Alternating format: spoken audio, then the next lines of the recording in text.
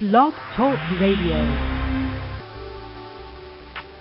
Welcome, everyone, to the Firestone Williams Report, Wednesday, October 17th. It is 11 a.m. Eastern Time. I hope everybody's having a good fall and getting ready for Halloween. Talking about scary, fun things, or at least fun things. Scott, you were not here last time we did the show. My co-host was somewhere else. Elsewhere. I was at the scariest place on earth, Disney World. I thought they said the friendliest place on earth. What happened to Not that? this time around, it wasn't.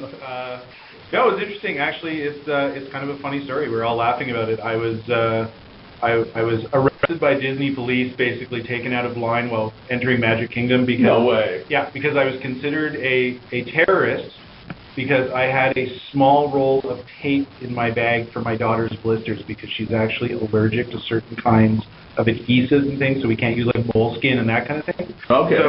So we had I had a small roll of tape with me, and they pulled me out of line. And No way. Oh yeah. How many blonde-haired, blue-eyed terrorists do they get at Disney World? A lot, I guess. Well, at least one. Yeah, but it was interesting. It was more of a joke than anything. We refer to it as security theater because I think it's somewhat indicative of those kind of parks where there actually isn't security. They're only looking in your bag. So it's how much security can that possibly be? Right. If you're truly looking for, I actually was joking. I actually even told them it's like, so I guess you have something against weapons of mass adhesion. Is that the term we should use? Oh my gosh. But yeah, and like I said, if you're not searching the person and you're only searching a bag, it's not real security. So it was more of just an annoyance. Well, but it was a funny story. It's like, how many people can say that, they've been pulled out of line at Magic Kingdom for having a small roll of tape? Well, this would be the only person I know. Was there anything fun about it other than scary? We had a great time. The kids loved it. We actually surprised them. They had no idea we were going. We woke them up at 5 o'clock in the morning. No way. Yep. Yeah, they actually... How do you keep a secret in the family? It's hard. It's really hard. The planning that goes behind that, the luggage was packed and sitting in the garage that morning, but they didn't even know it, and they actually almost went into shock. I think they were just... Wow. We had, Because they're the perfect age, right? Well, yeah, they're 8 and 11, and as you know, we just moved and everything as well to the other side of the city. So we made up these little cards that they opened up and said, look, we know you've had a really tough summer with a move and leaving your friends and starting school, so we have a surprise for you. And then they open up the card again and says, we're going to Disney World, but they're like, my daughter looks at me and goes, when? I'm like, about 15 minutes, the cab will be here. And she was just, like, both of them almost shut down out of just, like, they were just in shock. So, but they had an absolute blast, and everybody had a great time. Oh, that's fantastic. I'm glad. That's very disappointing. One of the things that we know is that the United States is very cognizant of security since September 11, 2001, and in some ways, you can understand that. In some ways, it's a disappointment. When I lived in California many years ago, you could go to a bus stop and wait. I'm on my way to school, and you could stop there and say hi to people and smile at them and just strike up a conversation. And then I lived in Australia for 7 years. I took the train from Bondi or from Central Station to Chatswood every day on my way to work. And you could say hi to people, and today, it's a little bit, people are suspicious, and why is he saying hello, and it's really it's interesting that you even mentioned that, because one of the things that I noticed because we've gone to Disney quite a few times, and I always look at it as a trade show event. I work in marketing. If anybody knows behavioral marketing, it's Disney. Even to the point where the pavement is tinted slightly pink so the grass looks greener, right? Like there's a lot of behavioral attributes that they use. This time around, from a brand perspective, I think they kind of dropped the ball. It wasn't the people weren't as friendly as they should, and you're buying an experience. That's their brand, right? Is they get to step out of reality into this utopian type of scenario. And it was they definitely missed the mark this time around. I know a lot of people were sort of complaining about some of the service levels. It's hard to do when they want to be secure. Oh wait, I got to introduce my guest here. I apologize to our listeners. We're going to hear from two entrepreneurs here today, and we do have an entrepreneur show, Scott, so we should introduce our guest today, Jason Fleck from YOUi Labs.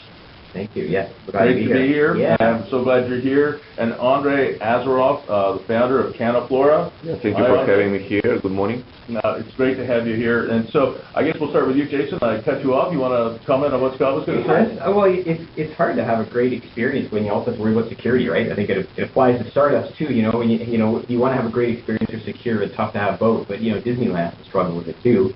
I was in Washington yesterday in a swimming pool, and it's got a 35-foot ceiling, and they had a guy going, what is he doing? And he's going up in this elevator that takes him up, and every 8 feet he's going up and looking in all the cracks and crevices for bombs, and he's opening every little hatch that has a water thing, and I'm like, wow.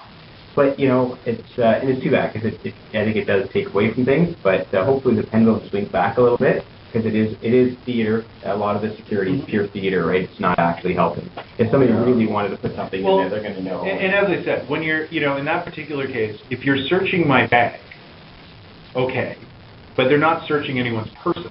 Yeah. So it's a moot point anyway. I would hope, I should rephrase, not that I hope, but it's if someone is going to, is engaging in some sort of nefarious activity, you would think that it would be smarter than, oh my God, you found the bomb in my laptop bag that I'm bringing into this park. But it's marketing, and at least from a marketing point of view, now you feel they're doing something. They have done, because look at the choice, do nothing, right? So from a marketing point of view, if you can't get the grass greener, paint it pink. If you can't make it secure, put some people right out front, right in front of your face.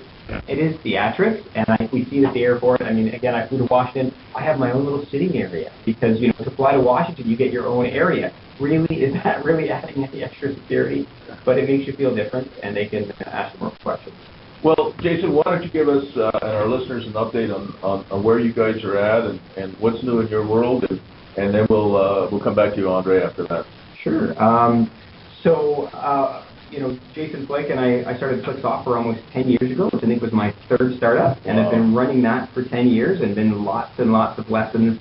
I've done lots of things wrong. I could fill more volumes of books with things I've done wrong. Luckily, you don't have to, you get some right and you can still do well. And then about 4 years ago, I spun out a new company called YOUi Labs, and it's done exceptionally well, and we're selling on 4 different countries now to some of the top brands of consumer electronics in the world, and really trying to build an ecosystem around some of the technology we have. So I've been talking a lot to local startups and doing a lot of talking on different ways, and I think Ottawa's got tons of great technology, and we need to be looking more on a world scale. So you mentioned you're in more than one country. I mean, more than Canada, obviously. What are the other countries? So we're in Germany, we're in Japan, United States, and Canada are the 4 countries we're doing business, and we had to invest heavily for each one of us. You need to if you want to keep business going, you have to go there, and I think that's one of the challenges I see Canada has. We're really good at funding innovation and technology. It's hard to get. I mean, we've spent hundreds of thousands of dollars to fly around the world and meet customers, and once isn't enough. You need to go 3 times before you have any expectation of business, right? Wow. And if you set your mind that way, then you kind of budget for that. And my dad was an old-fashioned guy, and Jason, he told me, don't be lazy. Get in your car, get on a plane, go and visit a customer or client, and you can do things face to face that you cannot do, with all due respect to Skype and everything else. And unfortunately, you can do well enough, and I think there's lots of companies that do, like Click Software. We didn't jump for the first 6 years. We didn't jump on planes. Okay. We did close a couple, big 6-figure deals, right? But it was luck. Had we got on planes and saw more people, we could have done way better. I mean, it really glass feelings, and I believe that's one of the reasons we didn't get on enough planes. So meeting clients in the flesh 3 times is one of the keys. I believe. All right, so take us through a typical client and how you are helping them.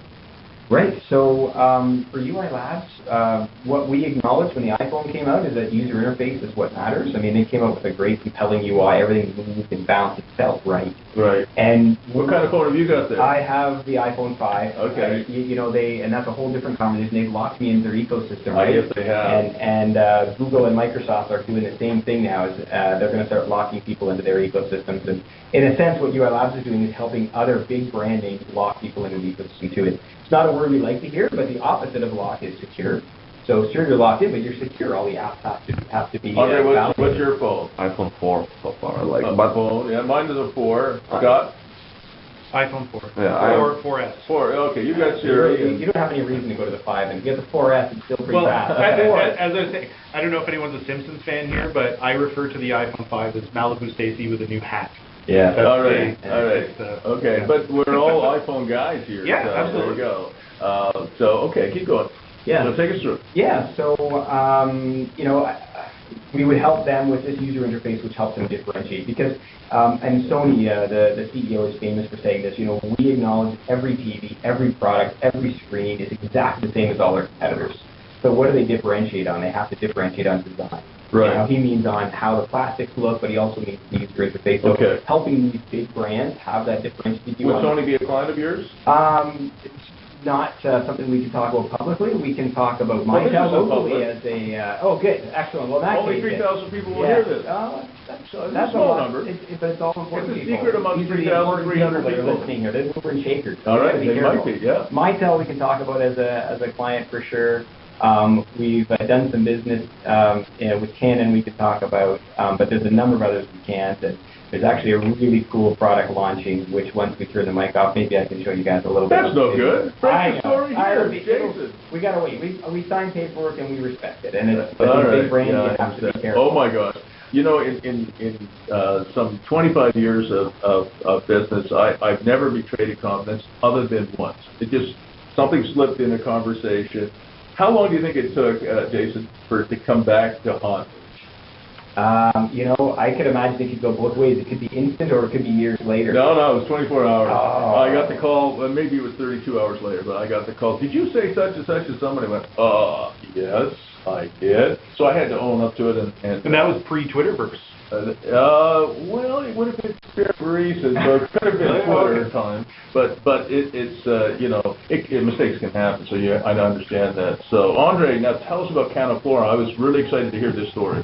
Yeah, so CanaFlora is an e-commerce business, and the service we are selling is a flower and a gift delivery. And we are fully online company, so we don't exist in the offline world. We are not a flower shop. People can't come into our place. We are kind of a mixture of American business models like Pro Flowers and 1-800 Flowers. Right. And trying to accommodate the Canadian market. We are 4 years in the business. We are about 22 employees, about 3 million in revenue, and I'm not sure. We still feel as a startup, but I think that it's coming to the end. Like we're gonna be a major company pretty soon. 3 million in revenues, and after 4 years, where do you think you'll be at year 5 and year 7? It actually depends. It may stay at the level of 3 million if we won't find a way to fundraise and finance the future growth of the company, because we've been growing like super fast, relatively super fast during the last 2 years, and everybody in a team kind of getting tired of this super fast growth. Right. And we've been growing only with own funds, taking money out of cash flow. And right now we are at the stage when we want to stabilize our operations, cut all crazy expensive investments in sales growth. So I can't really answer the question where we're going to be in a few years. Well, are you going to do an angel round or a VC round? I'm not sure. I'm not sure yet. Maybe I'm gonna just appoint some CEO for this business and start something else. Because this business includes lots of manufacturing actually, because it's hard to use this word to the flowers, but it's actually manufacturing. When you make like 500 orders a day, you have like conveyors and everything. And I'm like just getting tired, literally, physically, emotionally from it. So. I have a question for you. So you've gone to 30-some people. I find there's some glass ceilings. So I find around 10 people there's a bit of a glass ceiling where there are no job titles. Everyone does what they have to do, and then you have to. Everyone carries a hammer, and everybody hits whatever nails are falling out. Exactly. Yeah. And then you've got to reinvent yourself and the company and get to that next level. And I think depending on your business, around 50 is the next glass ceiling. And it's interesting you're seeing that. But I think there's not enough confidence for people to say, hey, you know what, that next level, I can't reinvent, or I don't want to reinvent myself to that level. Yeah, that's absolutely like that. It's like, at this point, we've been, as I said, fully self-funded company, so we had to hire people basically friends of friends and everything, and then teach them, how to do things like how to do them customer service, how to do floral design, how to do internet marketing, how to do all this stuff. We never been able to hire like real professionals in the field. So now we reach the roof of the stage 1 of the business, and to go to the stage 2, you really need to change mentality of the stuff. You need to bring like different people. You need to, bring different equipment. Everything different should be. So it's something like you can't build like Mercedes with the parts from Hyundai or something like this. I find another thing is innovation comes out of it. I mean, up 10 people, there's tons of innovation. Up to maybe even 50, there can be some innovation. But at around, and people isn't always the best measure. For you to stop innovating, it's just you've got to make it better. You've got to put 2 conveyor belts. And to get that first conveyor belt going, it's fun and interesting. And the second one is very different. It requires different mindset almost. Well, as you get to a certain size too, there's, maintaining a corporate infrastructure, like you said, I mean, if it's 50, if it's 100, I know that even working for companies of the thousands and thousands of people, it becomes a scenario of creativity will not be tolerated at a certain point, because it can send a lot of different internal processes off the rails if suddenly somebody is kind of jumping in trying to do something without the right policies like funding. I mean, we used to, and sometimes still share a hotel room, right? It's very starfish. We do a 4-foot road. It's $500 for the hotel. We share it. When do you stop sharing a hotel room? And when does being cheap not help you anymore? I mean, we're now trying to get out of that. Let me just quote an experience of a friend of mine. He was the CEO of a major Hollywood-based company, and his best year ever, he made $400 million. Okay, he said, these people are very well paid, and that was his best year, and that was also his toughest financial year. And I said, how is that possible? I mean, I never made $400 million in a whole lifetime, let alone in a year. But if you like to collect grandmasters, you can spend a lot of money. And, a grandmaster can cost $30, $40 million. You buy 10 or 12 of those in a year because you think you can afford it. And then you got a huge, unexpected $70 or $80 million IRS tax, which he had not anticipated. I mean, he has good tax accounts undoubtedly, but, IRS could be all unto itself. International. And so, oh my God, I made $400 million. My wife and I spent it all, and now I got a $70 or $80 million bill to pay. That's a lot of money to owe. And when you owe the IRS, or for that matter, Canada Revenue Agency, you've got to pay attention, right, guys? Oh, they want their money and they want it now. They do. I mean, does somebody use that as an advertising slogan? Yeah, that would be good. I want my money and I want it now. So you keeping control of your costs, whether you're a high-paid executive like this individual, or you're running CanaFlora or YOUi Labs or Ibero like Scott does, is really important, and even when you're very successful. Now, in every business, I want to come back to you, Andriy, there are 3 things you need. You need to have the entrepreneur, the manager, and the technician. Of those 3 personalities, which one is your strongest? Unfortunately, I have to be strong at both, like all 3 of those. I know that, but what's the strongest? Probably technical. So your technical skills are good. What would be second on that list? Entrepreneur. Entrepreneur, okay.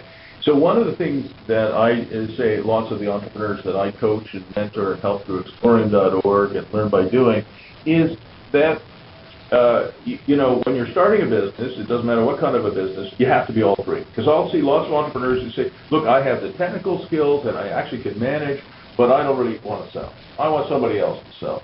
That's not going to work for a startup. You have to do all 3. You have to be the entrepreneur who can sell, and I don't just mean sell products and services, but sell your ideas, sell employees on coming to work for you, sell suppliers on supplying to you because they supply you with goods and services, and they trust you to pay them, so you have to do a bit of sales job there.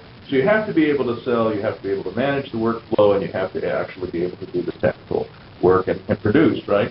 And so and I like where Jason was going, virtually every entrepreneur gets to the point where maybe you build a $3 million a year business. Is it profitable?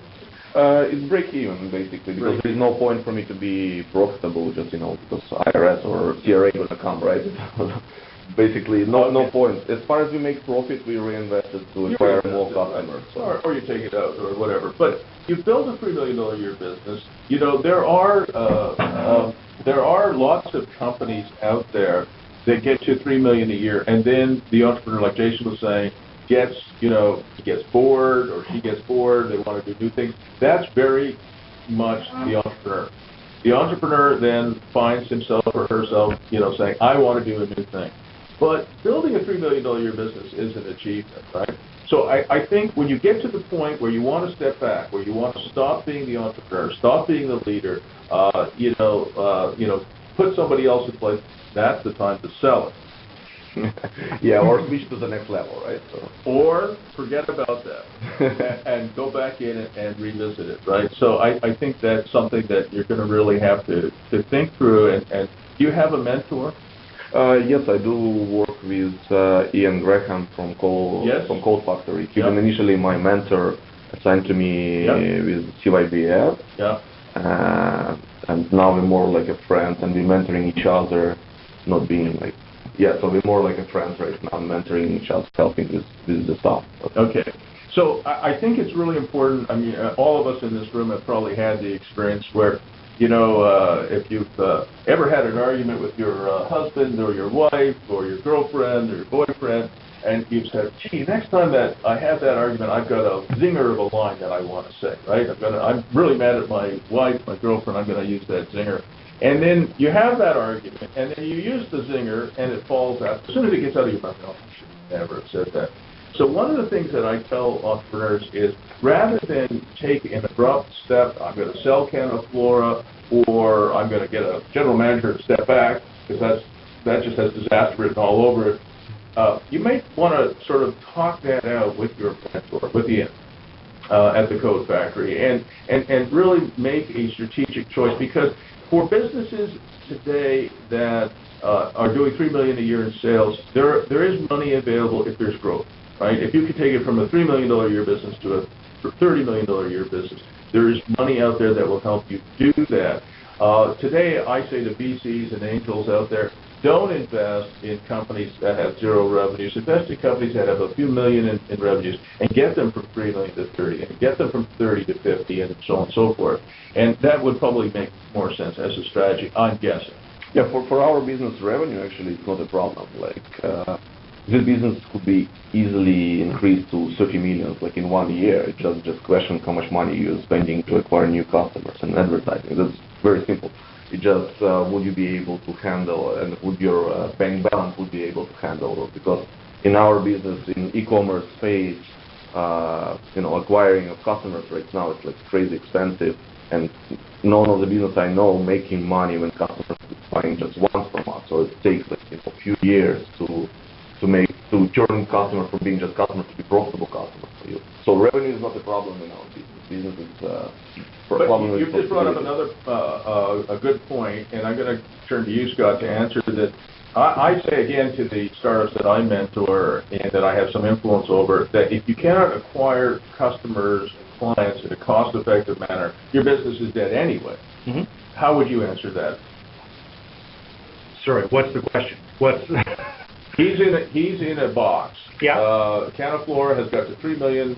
They're a break-even business, right? He can get to $30 million, but the cost of customer acquisition may be so high that it makes no sense to do that. Well, it depends on, for certain smaller companies, a lot of the times too, is that even moving from a thinking of yourself as a single entity, look for partnerships with other companies, and you can cross-brand and market in that scenario.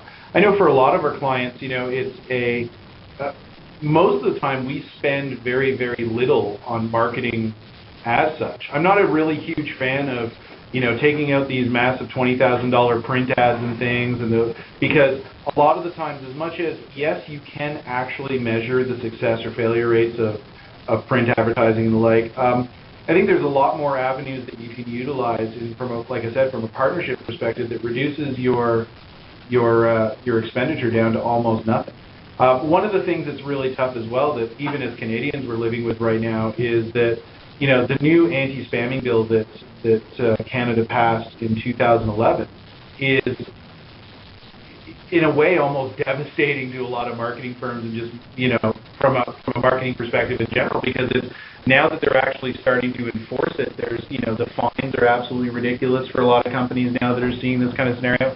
So again, the concept of even partnering with other companies and utilizing each other's databases and those kind of things that sort of skirt around that concept of the anti-spamming laws and those kind of things can do a lot for a company in just getting the word out there and not having to spend a lot of money. Yes, sorry, it's actually a great point, and we're trying to move towards this way, because in our business model we are highly dependable on Google things, and we're trying to get out of this marriage kind of thing. So we're trying to look for a partner. We're trying to partnership with the jewelry companies, for example. Right. It's very it's the same gift, and we're trying to do lots of business to business. We are working on a platform right now, basically, which is going to allow people anywhere in the world to launch their own flower gift delivery business, but based on our platform, and we're going to take care of their fulfillment. Yeah, so it's something between Amazon and Shopify combined. Basically, you have a platform where you can sell and you have a product. See, I'm liking this better now. And where I'm coming from in today's business model today, you have to look at your business as a platform, right? And one of the things that I think is we're going to see more and more, and really like what you just described, is people saying, what is my business capable? What else is my business capable of delivering right across on the platform? Jason, you were going to add something there. Yeah, I was going to say, there's some interesting examples where I think sometimes you look at a partner and what are the challenges the partner has. And Open Table's a bit of an extreme example, but they solve a problem. They have problems just assigning which tables are used, so they solved that problem. And then really their big win was that they can let consumers do it, right? So maybe there's an interesting, if one of your partners, there's a problem you can solve for them, and then on top of that bring in your product. But I do think partnering is critical. I think it's an underused tool, and it's not easy to do, right? And I even find on the YOUi Lab side, to get into that right level and have a strategic conversation with $1 billion company is very difficult. And then if you do it with small enough companies, the effort's almost the same, and it's not worth it. So there's that fine juggling, but partnering I think is critical. And big fan of kind of X-raying your company. The world is flat by what's his name, Friedman, and you just constantly X-ray your company. What is your core value? Get rid of the rest of the stuff, right? And then what's the value you can have to your partners as well when you look at that. Well, we've just been joined by Josh Garellek from Arctic Empire, and I've known Josh for quite a while. He's a dynamic young businessman, an entrepreneur, and he's always late to everything. Josh, how are you? I'm doing well, thank you. There's so many cool things that you're doing. I mean, it's just an endless list. Can you give us the 2-minute sort of précis? Sure. Arctic Empire is a mobile social games company. We specialize in custom applications and mobile games. We have our own division. We build our own IPs. We have 3 or 4 of our own products out on the iPhone and Android market at the moment. And we're actually in the process of moving into a lot of mobile gambling, poker, blackjack, all that kind of stuff. You have a new game there. Yes. Can you talk about it? Are you allowed to talk about it? Well, we're in the process of doing a contract for a new Vegas card game called Showdown, and it's a real mix between war and poker, and it's really cool. It's actually really cool. I spent the holidays over with my family, and I got to introduce them. And essentially, 5-6 players join in, and you got a number of rounds. Everyone's dealt out 8 cards, and you're then basically each round you have to put out 2 cards. And the individual with the least amount, the lowest hand on the round, is out and eliminated. And then you keep doing this until there's 2 players left. You have a round of betting. The individuals play their cards, and that's the showdown. So it's a very quick, simple, fun game. The round lasts 30 seconds.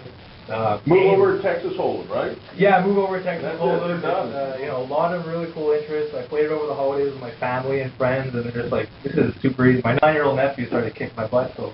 Whoa, that's not good. No, he's a mean card player. Oh, yes, he is. So that's kind of where we're going with, and then through this process, we've been able to jump into the mobile gaming or mobile gambling space, coming out with our own Empire Casino, we're calling it. Wow. So we're doing poker, blackjack, baccarat, horse racing. One of my partners actually just doing all the design work and everything for that. So slots eventually down the road. So a lot of really cool, this whole suite of gambling and card prospecting. Now, what's the revenue model there? It's all free-to-play, virtual currency. You essentially buy currency as you want. What is the currency called? Virtual coins. Bucks. Coins. Yeah. I think you had is that the name you're using? Coins? I thought you had a name for it. Oh, we had cha-ching, as we were calling it. Okay. There's some other games that we're working on. But essentially, it's dollars, it's coins, and through the game you're playing, generally like any poker game. And you can buy the coins if you want to. If you want, you can come back every day. We'll give you a daily login bonus. You have a nice little slots wheel, and based on how you do it. So it's only a matter of time before I can buy an Air Canada flight with, Arctic Empire coins, right? That's the dream. The dream, yeah. Sure, your own empire. How do your winnings translate? Like, when you win on these games, are you actually making real money? No. Okay, it's a one-way, right? It's a one-way due to the legislation in Canada, the U.S. That's what I was going to ask. Yeah, forget it. You're not going to go to jail. No, I'm not. Right. That's a very good What was his name? The guy from Bodog.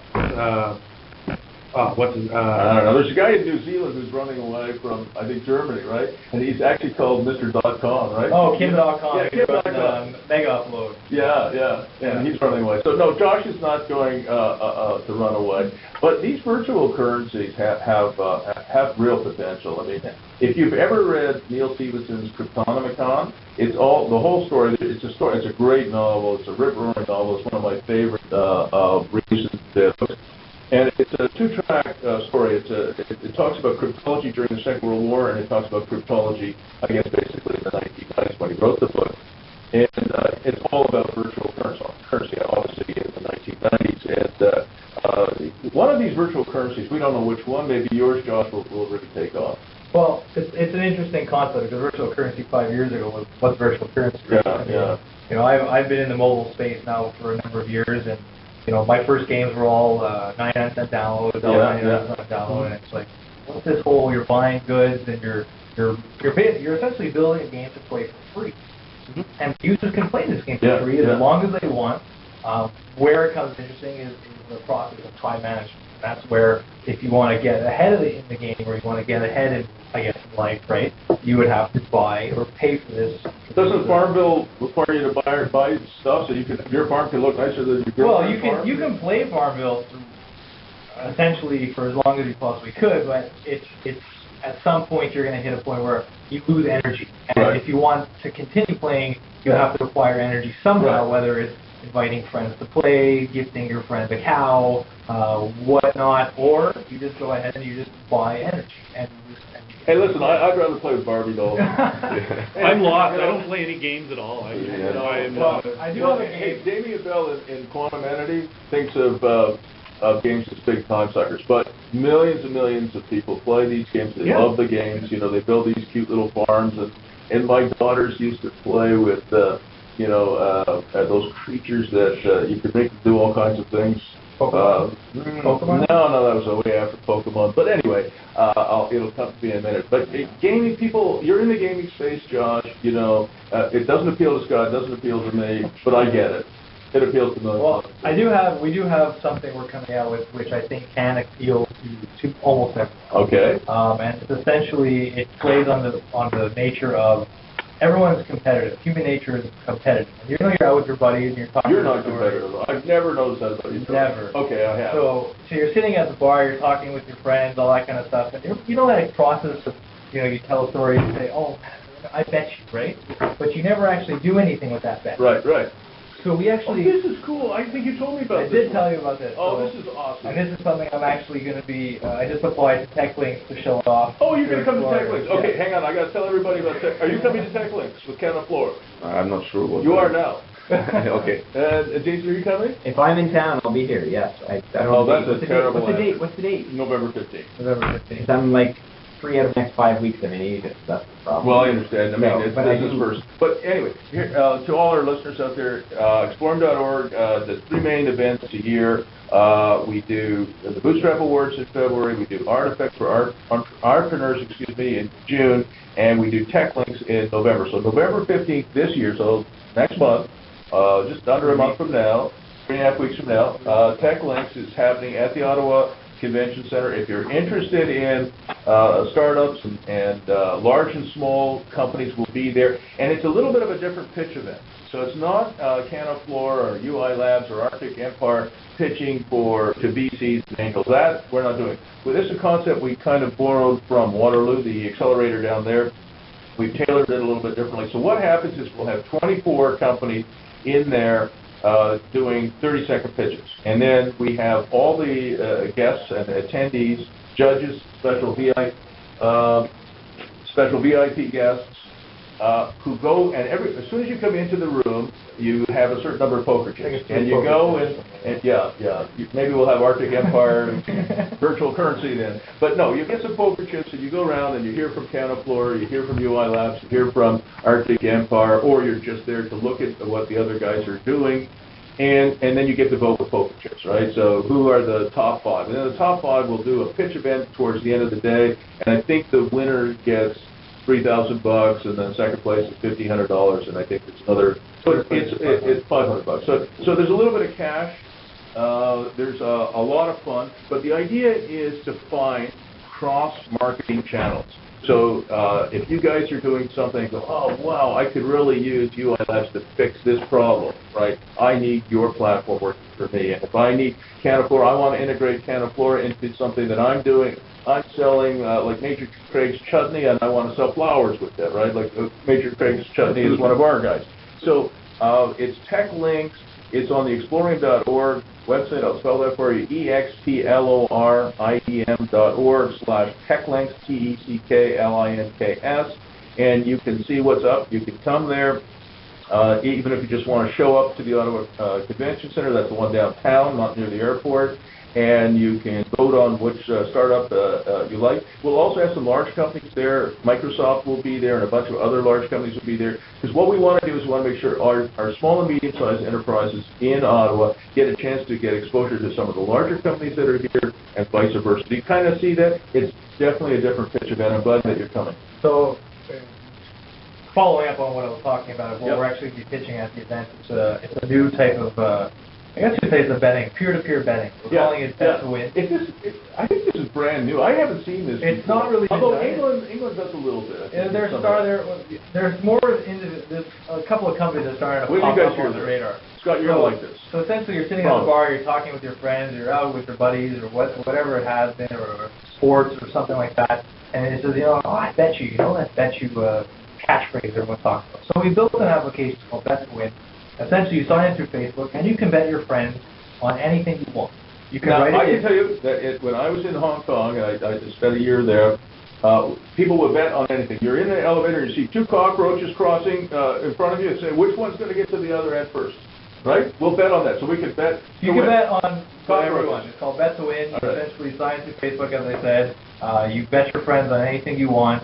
But or money actually? There's a virtual currency. Is it the same virtual currency you're using the other game? Well, it is. It could be, It could be. We haven't really unified the accounts yet. Because there is something else that you could do with your virtual currency, right? What is the biggest single money winner for Air Miles, or for what is the Air Canada version of Air Miles? Aeroplan.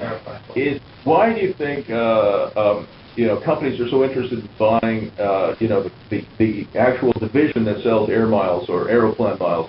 It's because it's like Canadian Tire money, right? You can use it to sell CanaFlora flowers. You can use it to sell more games. So if you're going to create a virtual currency, which you already are doing, you could sell that currency to other people who are building games. So much like we were talking about your CanaFlora being a platform, right? Your currency could be a platform for others to use as well. Eventually, we have to get there. All right. Well, you're going to survive long enough to get there. Exactly. All right. So keep going. So Bet to Win, you log in, and you have essentially can bet on anything you want. So the NHL actually came out, and they said they offered an interesting proposal yesterday. It's 50-50 revenue sharing. So you can bet your friends, I think it's going to start next week, November 2nd. The NHL has that? No, the NHL came with a proposal yesterday. Okay. So I can bet my friends on a proposal saying essentially whatever you want. I bet you I can get 6-pack abs before you can. I think that's right. And I bet you 200 virtual ones or 500 virtual ones. Okay. And then you can add a little extra if you want, like a pack of beer or whatever it is. Virtual coins? Let's call them VC. Fine. Jason, you like that? Yeah, sure. That's we're gonna I'll bet you I got 200 VCs. I bet 200 VCs, and then you put your information, you set your who you want to go with, and then you hit submit. You bet your friend. He gets notified through Facebook, and then they have to essentially go in and they have to verify the bet, and whoever wins the bet takes the pot.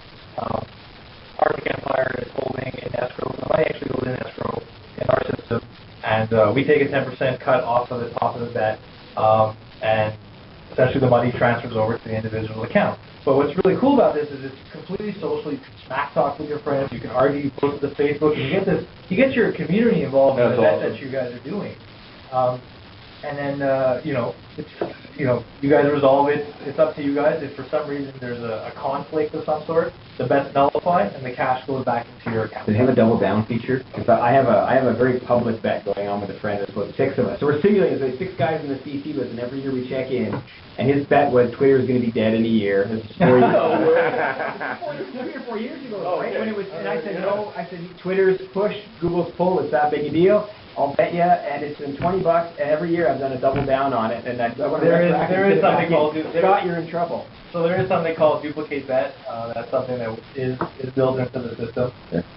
What's also really interesting is we've built in a global betting system as well. So Arctic Empire will actually come out and say, hey, why don't you bet on this topic in the industry, like technology, entertainment, the Grammys are on, so you think you can dance, awesome. Whatever it is. And what's really cool about this is there's an opportunity to actually build out a sponsorship model for companies that want to, let's say, they're coming out with a new logo. And like, which one would you bet on? Yeah. So there's a really interesting sponsorship opportunity, sponsorship models for large companies, medium companies, small companies, and breaking it down to even geographic locations, saying, like, if I come into Ottawa, I should see bets about Ottawa. If I'm going into Montreal, I see bets about Montreal, France, Paris, Asia, wherever. So this is the app. It's going to be live on the App Store, iOS only to start, in about 2-3 weeks. We're going to be featuring it at Exploring. I hope Tech Links. Okay, so let's go back now to you, Jason, for a minute. We got the revenue numbers from Andriy, but we didn't get them from YOUi Labs, excuse me. How many people work there, and what's the scale of the company now? So we're a little over 25 people now. We've doubled every year for the last 4 years. Watch out, Microsoft. Yeah, well, it becomes more challenging every year to do it. We're definitely in the hockey stick part, which is good because obviously you can't be unprofitable for too many years. And no, you cannot. The Canadian government is excellent on supporting innovation. There's so many different funds. Right. You guys know SHRED and IRAP and Mars and OC. Yeah, we just got the funding from DTAL. So how much? Can you tell us how much you got? Yeah, we got 50,000. 50,000. Wow. Yeah, that's amazing. That's actually proof that we are a technology company, not a flower fake business or whatever. Yeah, fake flower business. No, I understand that. No, there's tremendous technology what you're doing for sure. Yeah, and we're a royalty-based business, so it's a lot of upfront investment for us to get some of these accounts and get them rolling, and then we win with our customers. And so the next years are going to be very interesting for us, for sure. So, can you tell us what are you at a $5 million number, $10 million number? We're certainly in the 7 figures, for sure. Okay, well, I get that. Thanks. That's a big range. Would you say mid-7s? I would say, we're certainly at break even, and this year we will hopefully go past that. But it depends on our investments. Yeah. We're really we want to be thought leaders, like yourself. You want to make sure that what you're doing is building more brand awareness. Right. So we're putting a couple $100,000 into a really cool TV demo that we'll have at CES, and it'll be at the center of one of the big Tier 1 booths. Wow. And it's going to show how TV's being reinvented. So that's a big investment on our part. Steve Jobs, before he passed, had a eureka moment as far as TV is concerned. And I don't think anyone really knows what that was, or maybe Tim Cook does, but I'm guessing that what Steve was sort of seeing is that you come home and you talk to your television, kind of Siri-esque, or press level up or 2 levels up and say, yo, television, what's up tonight? And, it says, oh, hey, a new show, new Dexter is on, at 9. I'm busy tonight at 9. Can you record that for me? Sure. And I'll see it tomorrow. And you kind of interact that way, and rather than, yet another, pretty crappy remote control that the 500-channel universe is 500 channels, 500 of the same channels, basically, as you know, if you have your cable. And so pretty much everyone I know, certainly young and not so young, wants their television to have, the 5 billion channel universe of the Internet there, but you need somebody like Siri with a little more horsepower to help you with it. Yeah, I think I think part of it. Is that what we're going to see from YOUi? Part of it in input. No, I think we're going to showcase very innovative inputs for sure. We will have the Come on, give us all the biometrics. secrets Right now. I mean, I don't want to wait. Luckily, we are pretty open about our stuff because we know what the base we have. It's being hard to follow, but we'll have the full biometrics on where you are, what you're doing, who you're looking at. We'll know who's in the room, multiple people. We'll know your profiles. I think the challenge that we're solving, and we'll be able to do arm gestures, and we'll be able to use the second screen. Yeah, okay. We'll have the second screen. But I think the real problem that we're solving is that people have an allocated chunk of time in the day that they want to watch TV. Right. And they're 99.999% of content is offline, right? But that's because of Netflix and Hulu and all this, and Hulu. But there's that really critical point, whatever percent it is, like this particular, if I happen to sit in front of my TV at 11 o'clock, forget all of the content. This is the show. I want to know what the Firestone Report. It's on now. I can see it live. Well, wait a second. Firestone Williams Report. Firestone Williams. This guy will beat you up afterwards. Better yet, he'll beat you up afterwards. I get forgotten all the time. Sorry. All right. We'll give you an extra plug at the end. For sure. Double plug. We'll get double plug. But that's critical. And so there's also Twit. The Twit network and YOUi Report. I love those shows. If you're on live, you can interact with them. So that's critical. And then also, if there's two people in the room, what's the best show for the two of us? We know who you are. We know what you like. Yeah. Tell us what would be the best show for the two of us, because it is still a social experience. That is true. And then how do you leverage that second screen? And how do you leverage it as a remote, but also as another way to socially interact? We've got some really cool metaphors about how we're going to leverage those second screens. I have to tell you, I watch a lot of home and garden television, and I watch a lot of Ellen. All right. Now, I wonder why that is. So you need some help. This is going to be your advocate for you. I have a question for that, though. Let's talk about the behavioral attributes behind this, because I'm all about behavioral science. In general, we have been programmed, especially probably since I'd say the early '80s, and maybe this is just age as well, but it's the thumb. It's the constant surfing channel after channel after channel. And I know that even as much as I am a huge fan of, my entire family is addicted to Netflix. We rent movies off of iTunes all the time. We watch stuff on YouTube. At the end of the day, I am still more inclined to just want to, and somewhere in deep within the recesses of my mind, to just sit there and surf through channels. Yeah. And it's every time a commercial pops up, I'm surfing. Yeah. And then I forget what I was watching, and I'm watching something else. And then, and I think it's every you need to favorite them. Is that something that you guys take into consideration when it's what happens where there is a, is it that you're at the point where you're asking, human beings as a whole to adopt a new interaction with a box that they've been inclined to just sit there and surf through channels? I think we all have AED, and it's getting worse, right? So there's no doubt about it. Sorry, what were we talking about? That second screen is going to help with that. So I think what we're going to do, and there's use cases we're going to look at, like let's say your wife comes home and she just took a really cool video of your kid. We want to be able to bring that content, automatically pause your show, put it over there, tag some interesting stuff about it, bring up that video, play the cute video of the kid she just took, from skating, and then kick back and watch your shows. But I think the main screen has a very specific objective. It's going to play what you want everyone to see. You'll be able to manipulate the social media content, surf channels on that second screen, right, and look up and see it. And I think, watching 20 shows at once, no, but certainly having that second screen so that the one can be, because no one likes it, right? The wife, the kids, no one likes your channel surfing, right? Likes that. So we get that little screen in the top right hand corner. I see what's going on. Yeah. Maybe there'll be some virtual currency, but we'll let you negotiate what ends up there. We'll let you do VCs, and whoever has the most VCs gets to own that file screen. But you're not going to be channel surfing on that big screen. All right, hold on, you guys. I got to pay for this show. Scott doesn't know it, but we have to pay for stuff here. So let me tell you a little bit about Fortress Real Capital. Fortress is an RSP-eligible syndicate mortgage product that allows consumers to invest directly into the proven market of Canadian real estate by becoming a mortgage lender. All right, so everybody with a few thousands of dollars can actually become a commercial mortgage lender through an RSP-eligible Fortress product. It's pretty cool. It's run by Jawad Rathore out of Toronto, and they're friends of ours, and they support this show. So I wanted to thank Fortress today. All right, I paid for it.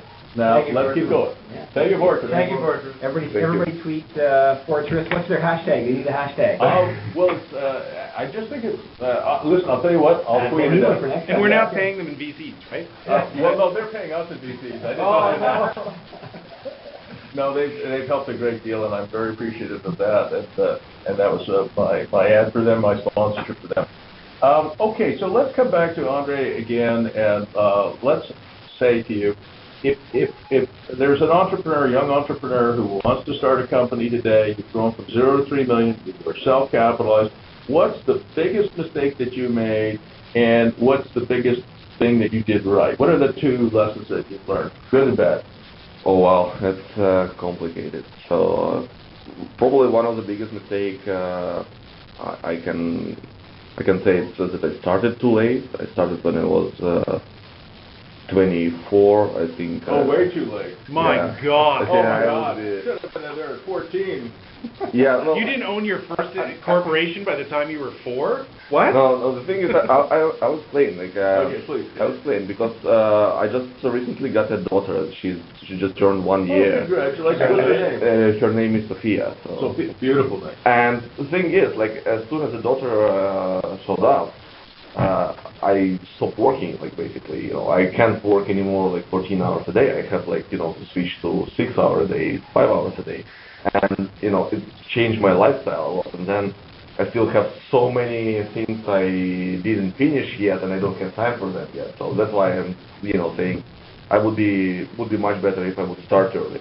Another big thing, and I think every entrepreneur telling about it, it's accounting money and having your books, books in place in day one. That's a huge thing. As soon as we turn to 1 million in revenue, for sure I've been very happy and very excited about this. But when our book's been done, it's showing big minus at the bottom. What's the point to be $1 million company if you have big minus? But so we had to hire 2 full-time bookkeepers right now, to keep everything in place, to know every day where we are, and so this was probably two mistakes I would say. From the on the positive side, now what would you say? Yeah, on the positive side, I would say that I quit my job to start the business. That's the biggest thing. Huge jump.